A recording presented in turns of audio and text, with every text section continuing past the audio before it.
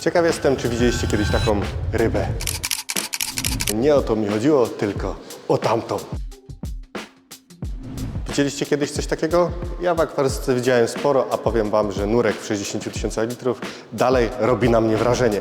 Akwarium ma 10 metrów, trochę ponad 10 metrów szerokości, 2,5 głębokości i jeszcze do środka prawie 3 metry. Witam Państwa serdecznie, dzisiaj z Gliwic. Wróciliśmy tutaj po 10 latach, żeby sprawdzić, kto tutaj teraz rządzi, jak wyrosły te potwory, które nagrywaliśmy 10 lat temu. Dzisiaj bardzo fajnie, bo udało mi się zorganizować wywiad z osobą, która tutaj pracuje. Tak więc będziemy mogli szczegółowo dopytać, jak te zbiorniki są prowadzone, jak tutaj jest ta filtracja w tym wszystkim, no i jakie tutaj ewentualnie problemy mogą wynikać z prowadzenia tak wielkich zbiorników. W pawilonie akwarystycznym mamy 4 zbiorniki, od 11 tysięcy litrów do 60 tysięcy litrów i mamy tutaj kilka środowisk. Myślę, że ekspozycja w dużej mierze została wyznaczona przez trendy akwarystyczne, bo mamy tutaj środowisko Azji, środowisko Tanganiki, Amazonkę, no i jeden taki nietypowy, co prawda, bo raczej rzadko spotykany, nie wiem, nie znam żadnego akwarysty, który miałby u siebie w domu, środowisko polskich rzek. Największy zbiornik, 60 tysięcy litrów, mamy tutaj około 12 gatunków. Palmiarnia stara się z reguły mieć taką dużą różnorodność, no wiecie, po to, żeby ludzie mieli co oglądać, żeby przykuwały wzrok. Ryby, jak widać, są tutaj długo w tych zbiornikach, wydaje mi się, że dobrze się czują. Te na przykład paku, piranie, no to robią ogromne wrażenie. Jak popatrzę na te ryby, to się zastanawiam nawet, czy w naturze potrafią dorastać do takich rozmiarów, bo no nie wyglądają raczej naturalnie. Jak się widzi gdziekolwiek na jakichś filmach albo coś, to raczej kojarzą mi się z mniejszymi rozmiarami. W akwarium pływa pewna ryba, którą możecie kupić czasami w sklepach akwarystycznych. Zobaczcie tylko, jak można się ładnie naciąć. Tam z tyłu leży sum. On ma chyba trochę ponad 1 metr, tak więc myślę, że niewielu z nas może sobie pozwolić na to, żeby mieć go u siebie w zbiornikach. Jak nurek jest już w środku, to widzimy, jak ogromny jest ten zbiornik, bo w momencie, kiedy stoimy przed nim, to nie jest to aż tak bardzo odczuwalne, jak w momencie, kiedy właśnie można zobaczyć tego nurka. Akwarium jest bardzo fajne, ono jest nietypowe, bo ono jest wygięte z taką wygiętą szybą, tak więc mamy możliwość pooglądania, jak ryby pływają nam praktycznie nad głową. Bardzo ciekawe, fajne doświadczenie. Wśród mieszkańców tego gigantycznego zbiornika znajdziemy m.in. majestatyczne płaszczki, leopold oraz perłowe. Zawsze jak widzę płaszczki, kiedy już się oderwią od ziemi, to zachwycam się ich sposobem pływania. Wyglądają, jakby latały pod wodą.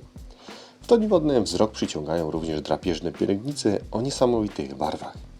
Jeśli przyjrzycie się bliżej, dostrzeżecie też ryby o charakterystycznym, pasiastym ubarwieniu oraz potężne sumy, które królują przy dnie. Nie brakuje tu również ryb ławicowych, które dopełniają ten niesamowity ekosystem. To fascynujące, jak wiele różnych charakterów udało się tutaj zgromadzić w jednym miejscu.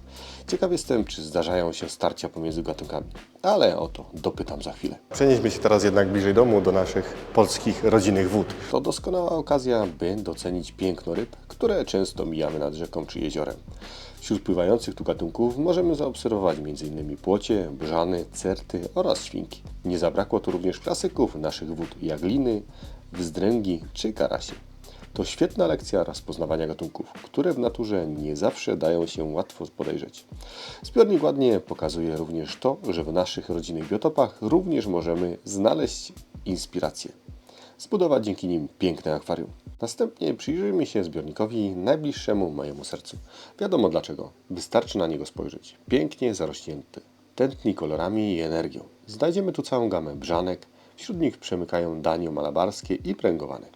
A na dnie pracują bocje wspaniałe, grubowargi oraz kosiarki. Nie zabrakło tu również spokojniejszych góraminów czy drobnych kardynałków. To prawdziwy festiwal barw i kształtów, które pokazują, jak różnorodna jest ich fauna tego kontynentu. Ciekaw jestem, ile nawozów trzeba lać, aby utrzymać wszystkie te rośliny w tak ładnej kondycji.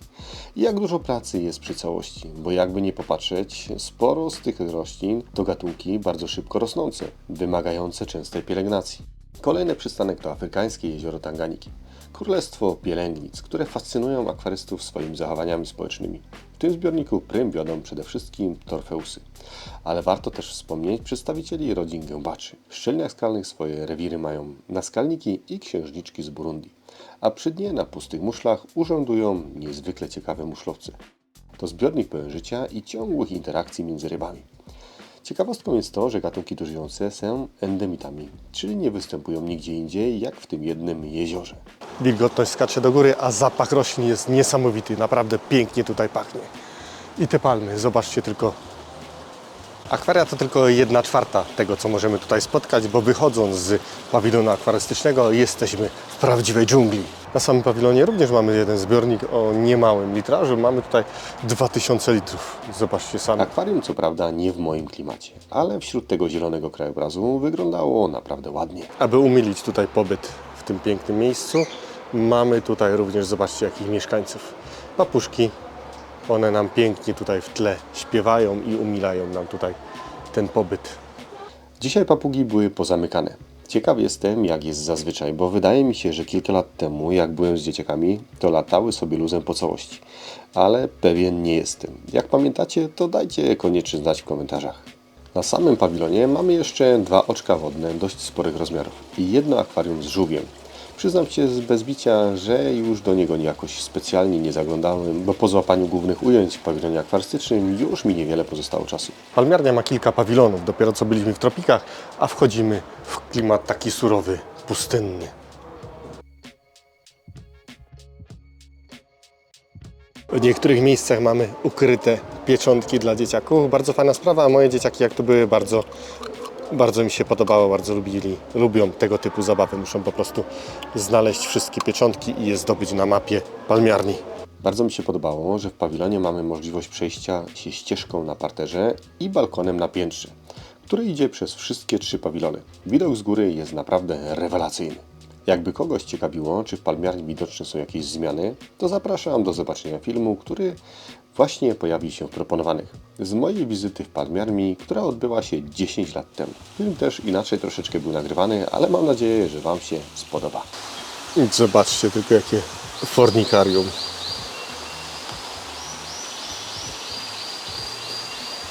I one idzie przez całą tutaj palmiarnię. Powiem Wam, że szkoda, że mam tak mało czasu, bo bym chętnie sobie tutaj w tych tropikach jeszcze trochę posiedział. Nie mówcie nikomu. Żartuję oczywiście. Zakaz dotyczy fotografowania z flashem, z lampą błyskową. Jest to naturalne, że nie wolno w takich miejscach robić zdjęć z lampą błyskową, no bo ryby niestety się stresują, no mogą później zachorować, wiecie. Nie wolno w ten sposób się zachowywać w takich miejscach, nie wolno robić z lampą błyskową zdjęć. Pamiętajcie o tym. Powiem Wam, że mega pozytywna ekipa tam pracowała. Bardzo mi się podobało, bo widać, że mieli pasję. Długo z nimi jeszcze później rozmawiałem poza kamerą. Dostałem jeszcze od nich kilka fajnych, ciekawych filmików, jak na przykład karmią płaszczkę z ręki, albo na przykład tą rybę, która w trakcie karmienia lubi często przypłynąć po to, żeby ją pogłaskać. No i ekipę oczywiście bardzo serdecznie pozdrawiam. Dziękuję za materiał.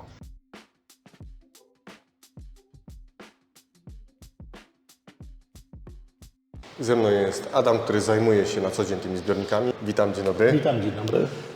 Pierwsze pytanie, które mi się nasuwa, jak to oglądam, ilu Was jest potrzebnych, żeby to wszystko utrzymać w takim ładnym stanie? 3 akwarystów. Tylko 3 akwarystów? Tak. I to ogarniacie, żeby tak te zbiorniki wyglądały? Tak. Ale to roboty chyba co niemiara przy tym wszystkim. Od rana do wieczora, jak na linii produkcyjnej, cyklicznie, w każdym tygodniu to samo, ale dajemy radę. Dajemy radę.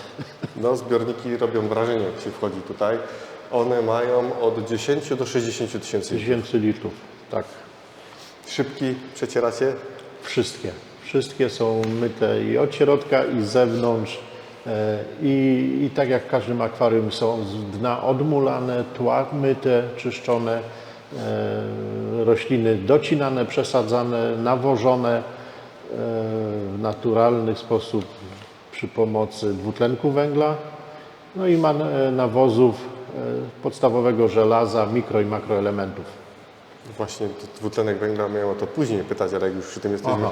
Jak dosujecie do tego dwutlenek węgla? Tam trzeba chyba, jakie butle, ile tego jest potrzebnego? Tam używamy butle w rozmiarze powiedzmy butli spawalniczych. Specjalna duża kolumna, reaktor dwutlenku węgla, w którym ten dwutlenek jest intensywnie rozpuszczany i dozowany do zbiornika pod stałą kontrolą komputera. który utrzymuje nam na stabilnym poziomie odczyn pH.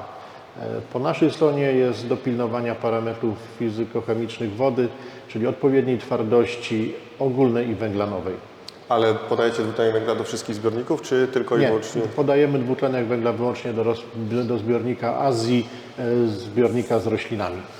A to w innych, bo temat pH to jest taki temat ciekawy, bym powiedział, dla mnie, bo w sumie od tego zależy życie w tym zbiorniku, czy te ryby będą miały odpowiednie warunki. To w jaki sposób sobie radzicie w innych zbiornikach?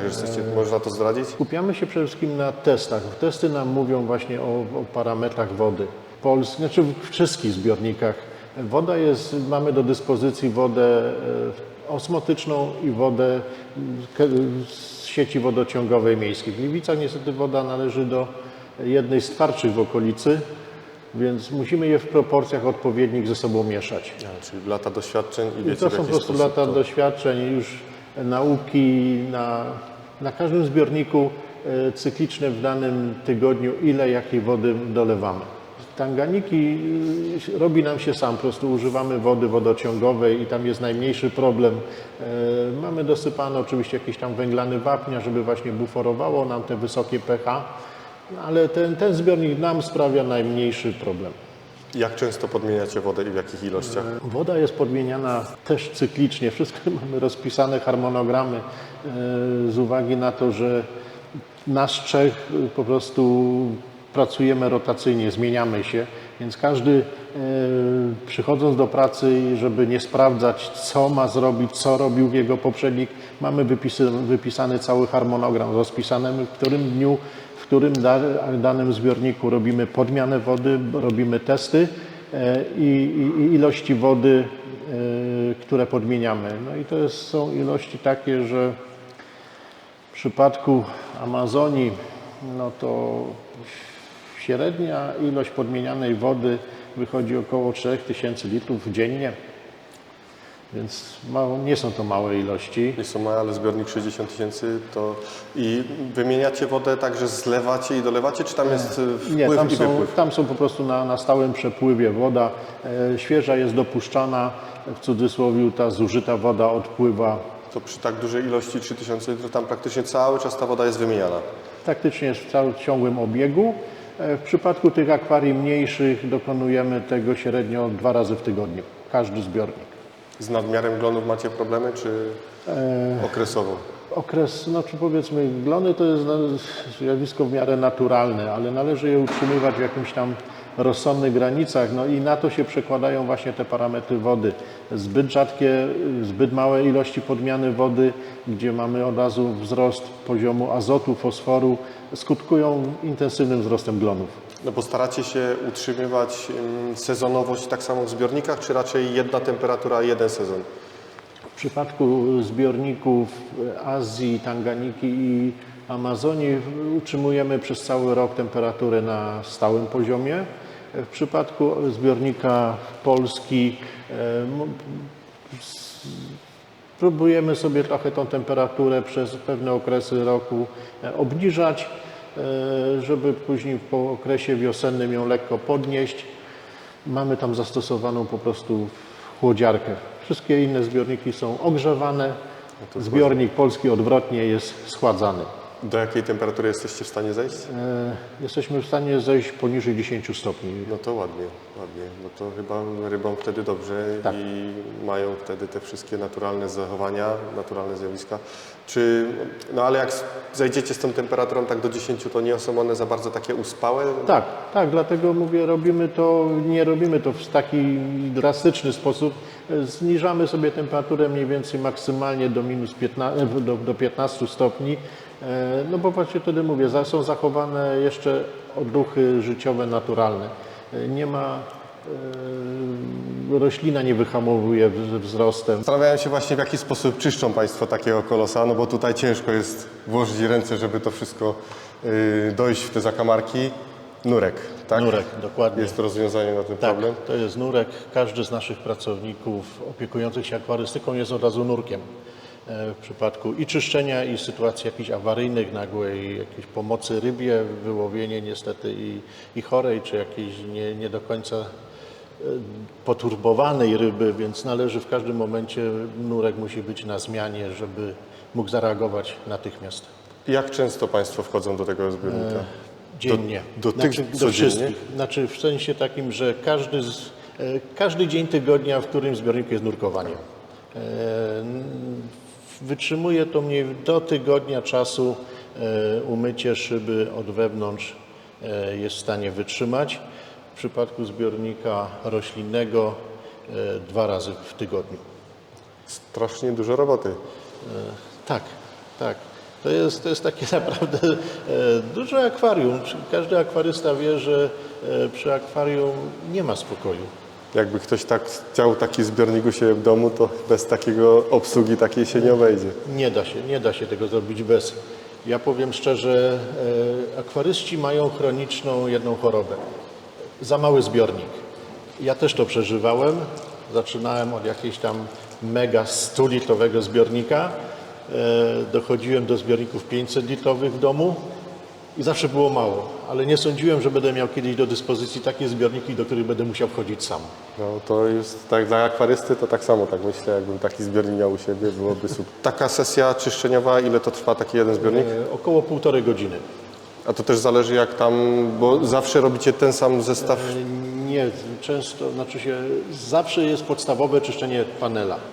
Czyli tak jak teraz murek teraz czyści. to powiedzmy tej szyby, to jest podstawowy zestaw. Dochodzą jeszcze obsługi takie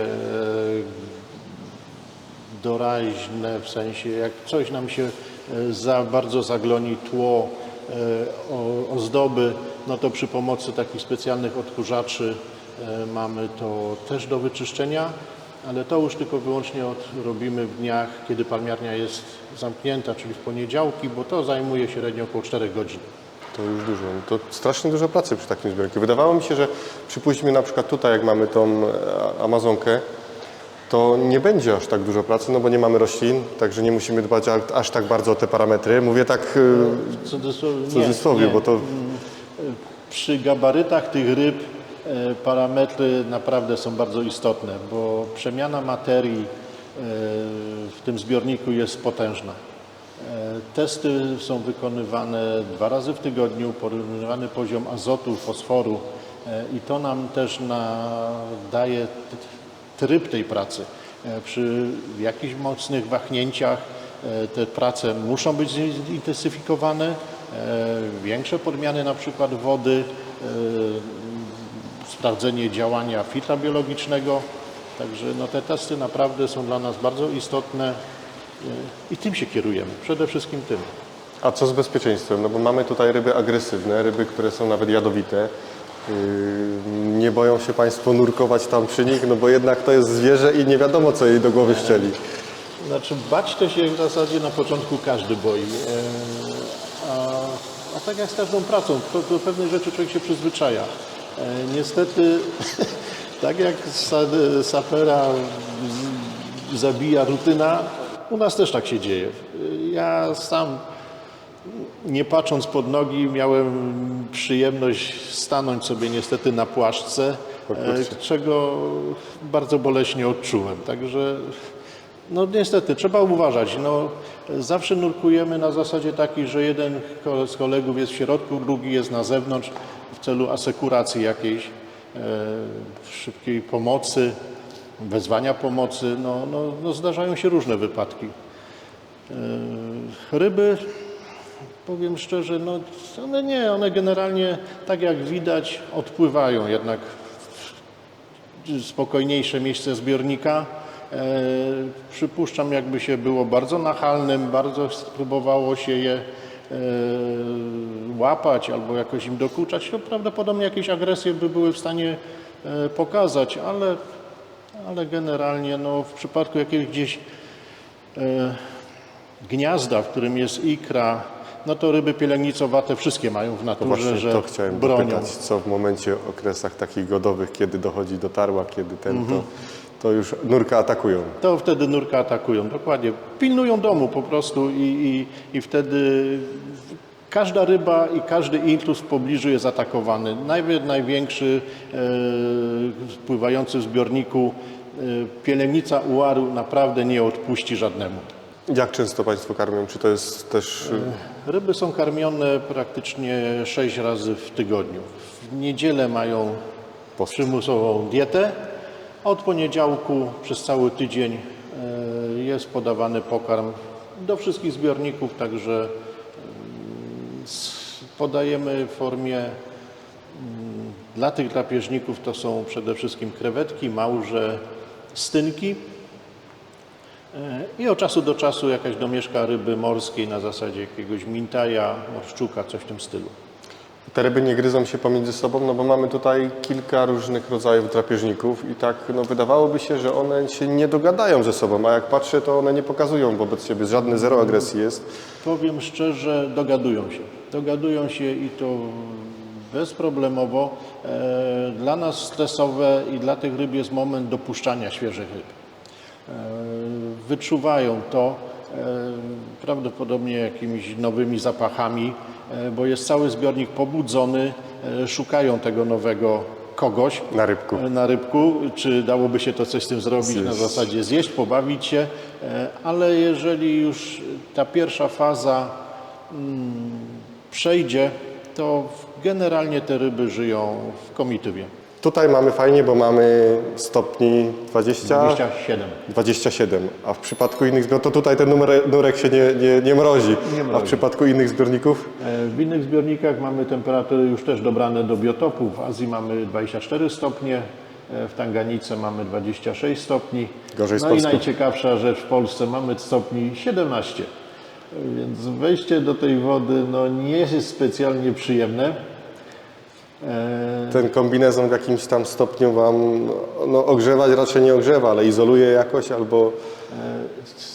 Pianka do nurkowania nie ogrzewa, powiedzmy izoluje, zamyka przestrzeń wymiany wody na świeżą, opływającą ciało. Po prostu po zanurkowaniu między kombinezon a ciało dostaje się ta woda, która nas otacza i własną temperaturą ciała podgrzewamy tą wodę do tych naszych 36 stopni i to w pewnym sensie izoluje nas od tej zimniejszej wody otaczającej. Aczkolwiek trzeba wziąć pod uwagę, że mimo wszystko nurkowanie w temperaturze 17 stopni po godzinie czasu wychładza organizm i to już jest de facto czas, żeby ten zbiornik opuścić, udać się pod prysznic, nagrzać, zrobić sobie później ciepłej herbaty, kawy, odetchnąć, bo wbrew pozorom ta praca pod wodą naprawdę jest męcząca. No bo tutaj fajnie, tu możemy siedzieć, bo tam Pan mówił, że nawet 4 godziny trwa taka sesja czyszczenia. No w przypadku tych polskich rzek, no to... Nie wchodzi to w rachubę, nie. To musicie się wyrobić w tę Musimy godzinę, się ewentualnie w tej kilku. godziny, ewentualnie te prace rozłożyć na kilka dni, bo tak powtarzam, po godzinie czasu człowiek naprawdę wychodzi już skosniały. Dostałem do pooglądania grot od płaszczki. Zobaczcie tylko, jakie ma ząbki. Jak się wbije, to potem ciężko to będzie wyjąć. No to... Jadu już nie ma? Nie, w tej chwili jadu już nie ma. No to jak takie coś znajdujecie w zbiorniku, to tym bardziej się boicie chyba wejść do środka. No, płaszczka generalnie co 2 razy do roku odrzuca kolec. Ona ma naprzemiennie 2. Średnio co 6 miesięcy jest odrzucany jeden, rośnie kolejny. I to jest cyklicznie. No. Ale on jest cały tam na wierzchu, czy on jest schowany w skórze gdzieś? On jest cały na wierzch, znaczy tu go widać na końcówce ogona. A, jest. I pod spodem już rośnie kolejny. No to chyba bym nie wlazł do środka. No ten cały łowca krokodyli zmarł, nie? No właśnie miałem mówić, że był no, tym bardziej, że ona chodzi zagrzebana, ledwo ją widać, jest cała przykryta piaskiem, a nurek Dokładnie. nad... Dokładnie. I tak ja właśnie zrobiłem. Stanąłem, była całkowicie zakopana. No ta siedzi pod spodem, ona poluje na nurka. No, ale ukucie jest śmiertelne? Nie. Powiem tak, no to zależy od organizmu, bo dla niektórych osób i osa jest śmiertelna, nie? Więc to wszystko zależy, jak zareaguje organizm. Jest przede wszystkim niesamowicie bolesne ukucie. Leczenie znaczy się pierwsze działania, jakie należy podjąć, niestety miejsce ukucia należy oblać 70-stopniową wodą. Tu macie zagotowaną, rozumiem, wodę. Nie, znaczy awaryjnie szybko gotowana, w razie czego. Na szczęście mówię, była potrzebna na razie raz i mam nadzieję ostatni raz, także. W zbiorniku bardzo ładnie wyglądają relacje pomiędzy rybami, bo ryby raczej nie wyglądają, żeby się goniły, żeby wykazywały jakąś agresję wobec siebie. Dochodzi w tym zbiorniku do tarła? Jak najbardziej, dotarła, dochodzi, ale niestety z uwagi na małą przestrzeń i wychów na rybku nie udaje się go tutaj pozyskać. Po prostu w momencie wyklucia z ikry, póki jeszcze są przy rodzicach, to coś tam się pływa. Niestety w innych przypadkach po wypłynięciu z gniazda zostaje wszystko zjedzone. O płaszczkach już wcześniej mi Pan wspomniał, zanim zaczęliśmy nagrywać, także już wiem, że są żyworodne. Tutaj jak wygląda sytuacja z tymi płaszczkami? Mamy tutaj generalnie 4 sztuki płaszczek, są 2 pary, które regularnie przystępują do tarła. Płaszczki tak są żyworodnymi rybami. Samica potrafi za jednym miotem urodzić 4 do 5 sztuk. No, akurat płaszczki udaje nam się odłowić w odpowiednim momencie. Kilkanaście sztuk już nam się udało odchować. Poszły do innych ogrodów zoologicznych zaprzyjaźnionych z nami. Także W przypadku innych próbowaliście odławiać tą ikrę, jakoś wyciągać albo te młode wyławiać, czy to... próbowaliśmy, ale niestety nie ponieśliśmy klęskę.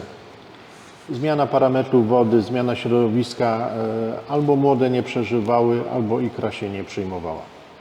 Rozumiem. Jak wygląda filtracja w takich zbiornikach? Bo tutaj woda wygląda bardzo ładnie. Jaką macie filtrację tutaj zastosowaną? Tu jest tradycyjna filtracja mechaniczna z bardzo rozbudowaną filtracją biologiczną. I to jest podstawa.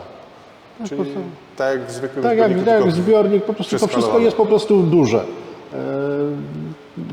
Regularne czyszczenie oczywiście podłoża mechanicznego, a nie ruszanie podłoża biologicznego. W tych innych zbiornikach również filtrację, bo filtrację macie podobną, czy macie jakieś Wszystkie mamy szczególne? na tej samej zasadzie opartą. Są to zbiorniki właśnie potężne pod zbiornikami wystawowymi, którymi właśnie jest ta cała złoża biologiczne umieszczone z przepływami wody. Oczywiście tu przepływy są też potężne, bo zbiornik Amazonii obsługuje 5 pomp. Każda z nich ma wydajność około 20 000 litrów na godzinę. Sporo. Także przepływ wody jest potężny. W tych zbiornikach mniejszych pracują po 2 pompy, ale to jest też przepływ rzędu 40 000 litrów na godzinę, więc kilka razy zbiornik w ciągu godziny jest przepompowywany. Tutaj się nie mnożą, a jak w przypadku tych innych zbiorników, bo na przykład wy tanganice Wam dochodzi pewnie do tarła i do odchowu? Jak najbardziej tanganice dotarła do odchowu, dochodzi. No jest to w pewnym sensie też utrapienie dla nas, bo niestety ten narybek, który tu widać pływa w ilościach konkretnych, musimy odławiać. Więc to też nie należy do łatwych przyjemności. Do przyjemności, a wszystkim jest naprawdę stwarza potężne problemy, żeby to próbować odłowić. No właśnie o to też miałem dopytać, bo w takim zbiorniku jak dochodzi tutaj do tego, no to łatwo można dopuścić do sytuacji, kiedy jeden gatunek zdominuje drugi. Powiem szczerze, naprawdę jakoś udaje nam się to utrzymać wszystko w rozsądnych ryzach. O przeludnienie, przerybienie. Przerybienie, no jakby ktoś tak tu faktycznie popatrzył na ilościowo, to już można powiedzieć, że trochę tych ryb tu jest, ale one jakoś tak, powiem szczerze, naprawdę nie wchodzą sobie wszystkie za bardzo w paradę. No tak jak widać tu na tym, sumiczki sobie te zdominowały tylnią ścianę, praktycznie przy przedniej ich w ogóle nie widać. Szczelinowce tak samo, no mówię, One tutaj w tych zbiornikach, bo w tym dużym nie wykazują agresji wobec siebie, a tutaj tutaj ta agresja jest wykazywana względem i wewnątrzgatunkowa, i względem innych gatunków ryb, ale nie jest to na zasadzie tak samo, że musielibyśmy za przeproszeniem dziennie wyławiać jakieś szczątki, zwłoki czy coś na tej zasadzie. Także jest też mniej więcej konstans tu utrzymany pod względem zachowań tych ryb. Zresztą widać to na załączonym obrazku. One w zasadzie Jest bardzo taka harmonia spokojnie. jest, widać, że jest taka harmonia i te ryby są spokojne, raczej nie widać tutaj, żeby coś było nie tak. Tu akurat nie musicie się martwić o roślinność, no bo tej nie ma, ale przypuśćmy na przykład w Azji, Azja jest pięknie zarośnięta, jak często tam to wyrywacie? Tam w zbiorniku Azji, Często tutaj musicie to przycinać?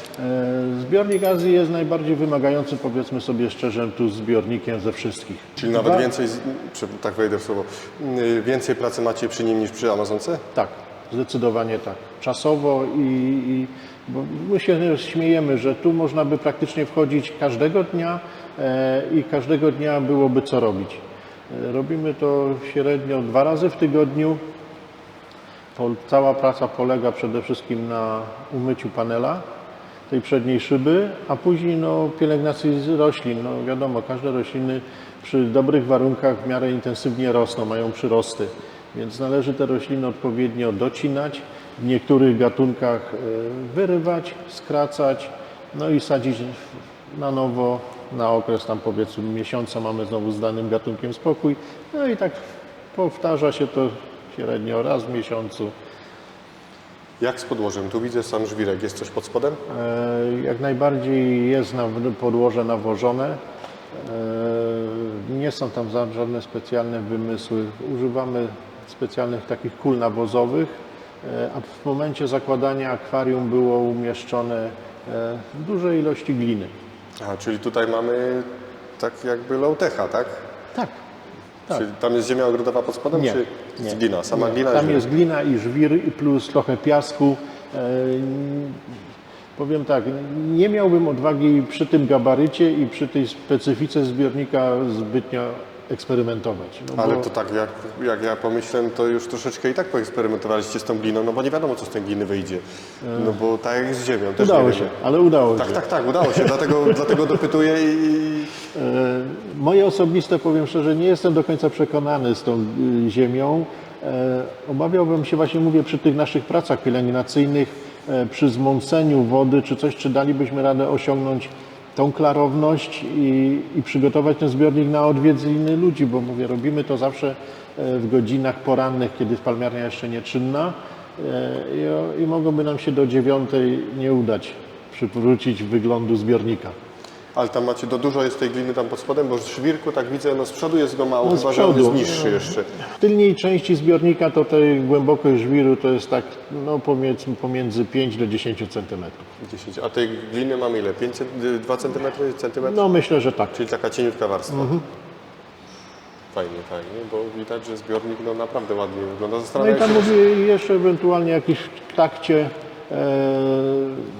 już funkcjonowania to po prostu są dokładane również i te kule gliniane wypalane, czy jakieś tam inne stożkowe nawozy. bo zastanawiałem się właśnie nad substratem, czy substratu tutaj nie chcieliście wrzucić.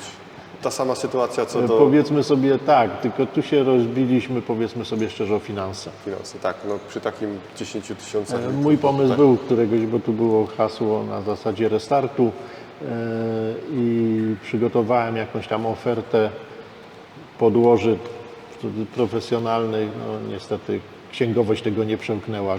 No koszta byłyby na pewno duże. Przy takich tych to nie wiem ile, ze 100 kilo by trzeba było wrzucić jak nie więcej, bo to mogłoby Dokładnie. tego nie być widać. Majątek tutaj.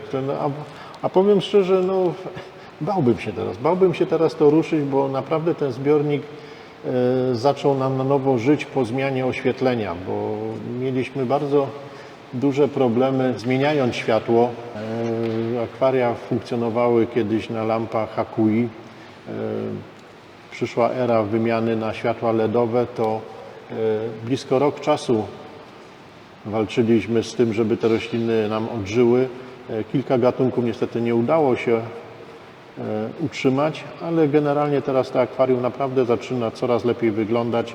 Przyzwyczaiły się do tego rodzaju światła, do tej mocy, intensywności i jesteśmy zadowoleni na ten moment. Na to co Pan podejrzewa, barwa czy intensywność? Przede wszystkim wydaje mi się intensywność i prześwietlenie zbiornika. To te hakui były mocniejsze. Były o wiele mocniejsze, one bardziej penetrowały zbiornik, dochodziło światło bardziej do dna, może miały mniejsze właśnie spektrum barw do wyboru, bo one bazowały przeważnie na daylightie, tam na poziomie To 6.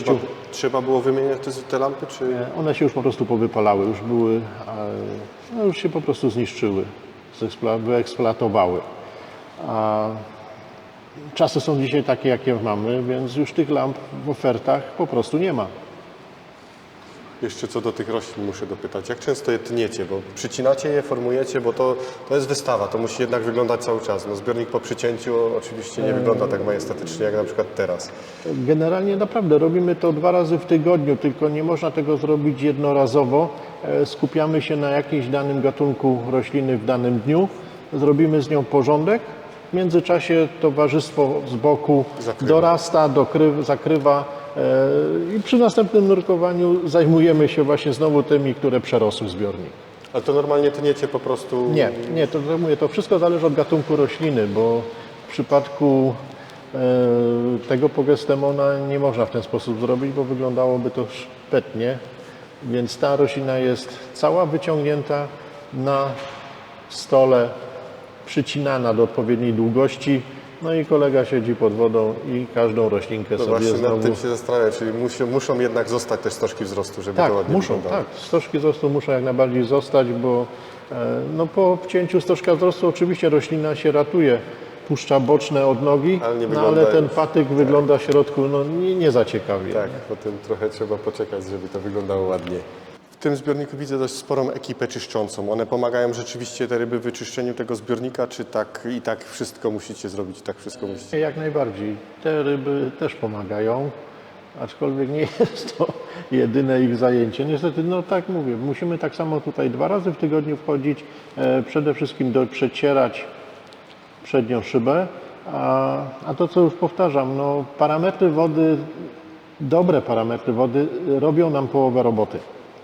Więc mówię, trzymać naprawdę w ryzach wystarczy poziom fosforu, azotu, odmulać dno, pozbywać się tej martwej materii zalegających gdzieś tam pomiędzy roślinami, w narożnikach, usuwać ją przy podmianach wody i jesteśmy w stanie naprawdę utrzymać to akwarium, wydaje mi się, na rozsądnym poziomie. W tych innych zbiornikach, bo w Azji nie ma, tutaj w Tanganice jest, rozmnażają się te rybki, a w polskich rzekach i tutaj w Azji mamy... Powiem tak, no, tych ryb w Azji mamy ich na tyle, że ja osobiście nie zaobserwowałem specjalnego rozmnażania gatunków. Tu co jakiś czas gdzieś jakaś jedna z brzanek sumaczańskich czy dawkinsia potrafi się pokazać, ale te z kolei inne ryby również niestety wyjadają tą ikrę, która gdzieś tam próbuje się uchronić, ale no niespecjalnie jej to wychodzi, więc w tym zbiorniku problemu z przerybieniem nie ma. W zasadzie kończą nam się pewne gatunki, dokupujemy świeże i wymieniamy je rotacyjnie, cyklicznie, także a w przypadku zbiornika w Polsce do tarła dochodzi. Brzany w miarę regularnie się wycierają, ale wszystko naokoło oczywiście w czasie tego tarła jest przy tych brzanach i to co spada też jest wyjadane ze żwiru. Nie ukrywam, że 2 jakieś bardzo silne chęci przeżycia udało nam się brzanki znaleźć w systemie filtracyjnym i te żeśmy odhodowali i pływają w zbiorniku, ale generalnie na skalę masowego rozmnażania nie wychodzi to. Bardzo mnie ciekawi wystrój zbiorników, bo jeżeli chodzi o Tanganikę, Tanganika jest chyba taka sama, jak byłem 10 lat temu. Azja, no tutaj roślinność się na pewno pozmieniała, a ogólnie nie ma... Jak często zmieniacie? Chcecie w ogóle zmieniać? No bo na przykład Polska się zmieniła aranżacja całkowicie. Ten zbiornik wygląda zupełnie inaczej niż jak wtedy, kiedy byłem tu 10 lat temu. Zmieniacie, myślicie nad zmianą wystrojów, czy... No też nie za bardzo można cały wystrój zbiornika przeprowadzić, jak są ryby w środku. To wszystko sprowadza się... Trzeba zamknąć. Dokładnie, a my generalnie mamy akwaria, znaczy palmiarnia jest raz w roku zamykana w okresie wakacyjnym, co jest bardzo źle opisywane w internecie, No ale takie są cykle produkcji naszej, kurczę.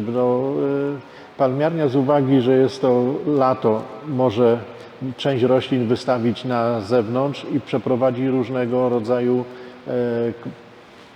prace pielęgnacyjne, a my w tym czasie również możemy w jakimś stopniu zrobić właśnie gruntowniejsze czyszczenie zbiorników, większe podmiany wody, może nie zmianę aranżacji, ale jakieś coś dołożyć, coś wyjąć ze zbiornika, no bo też nie jesteśmy w stanie, właśnie mówię, odłowić całej obsady, przetrzymać ją gdzieś.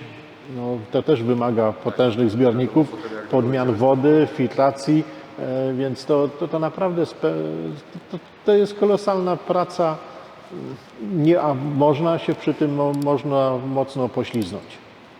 No ale polskie środowisko zostało wymienione na plus, bo mi się bardzo podoba teraz ta aranżacja, która jest. Takie no, nasze środowisko, które w sumie moglibyśmy zobaczyć u nas w naszych rzekach czy też jeziorach. Tu powiem, no w Polsce de facto oprócz takiego wystoju po prostu zostały dosadzone rośliny, z którymi też był problem od samego początku utrzymać je w tym sztucznym zbiorniku, w tych temperaturach, przy sztucznym oświetleniu, no ale udało nam się od jednego grążela gdzieś tam posadzonego, udało nam się już je trochę namnożyć i ten zbiornik zaczyna nam też bardziej przypominać naturalne środowisko, w jakim występują nasze ryby. Poza tym pawilonem akwarystycznym mamy również jeszcze tam kilka zbiorników oczek wodnych, to też panowie o to Tak, dbają, oczywiście. Te wszystkie zbiorniki wodne, które są w palmiarni, są pod naszą opieką. Na pawilonie jeszcze historycznym też jest jeden zbiornik, akwarium, którym jest Ameryka Południowa. Są tam pielęgnice z rodziny ziemiojadów i z rodziny pielęgnicowatych metynisy. Zbiornik ma około 2000 litrów, dość spory, więc on tam jest też pielęgnowany przez nas i są dwa oczka w dwóch pawilonach, tak samo o które my się dbamy, pielęgnujemy i tam również podchodzi wymiana wody, pielęgnacja, czyszczenie systemu filtracyjnego, także to wszystkie organizmy wodne należą do nas. Bardzo mi się podobają te zbiorniki i warto tutaj do Państwa według mnie przyjechać, pooglądać sobie to wszystko. Dziękuję bardzo za rozmowę i dziękuję bardzo za wywiad.